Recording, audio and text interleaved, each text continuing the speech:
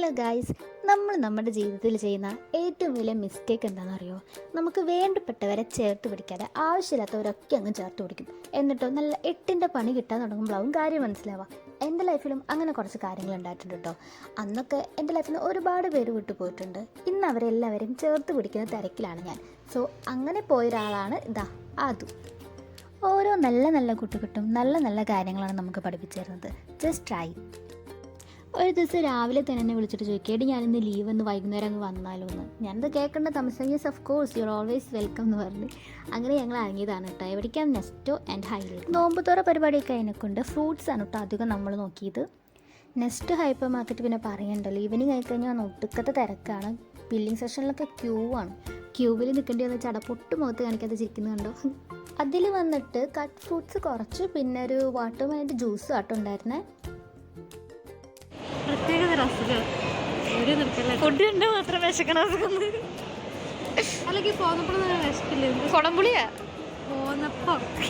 പോന്നപ്പോഴും എനിക്ക് വിശക്കില്ലേ? പക്ഷെ ഇവിടത്തെ നെസ്റ്റോയിൽ കയറിയപ്പോൾ ഫുഡ് കണ്ടപ്പോൾ വിശപ്പ് തുടങ്ങി. ഫുഡിന്റെ മുന്നിലല്ലേ ഇരിക്കണം, അപ്പോൾ ഒന്നുകൂടി വിശപ്പ്. ഞാൻ ഇങ്ങോട്ട് മലപ്പുറം കൂട്ടിക്കൊണ്ട.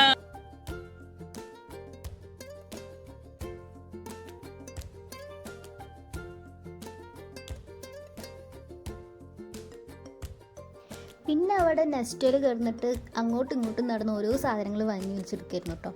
എങ്ങനെയുണ്ട്? ക്യൂട്ടല്ല? എനിക്ക് ഭയങ്കരമായിട്ട് ഇഷ്ടപ്പെട്ടു. ബർത്ത്ഡേക്കൊക്കെ നമുക്ക് ഗിഫ്റ്റ് കൊടുക്കാൻ പറ്റിയ കുട്ടി കുട്ടി സാധനമാണ് കേട്ടോ.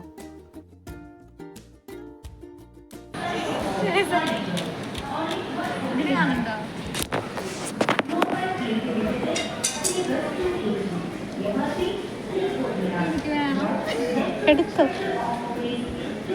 ഞങ്ങളിപ്പോൾ കണ്ടിട്ട് ഒരു 6 മന്തൊക്കെ ആയിക്കണം കേട്ടോ.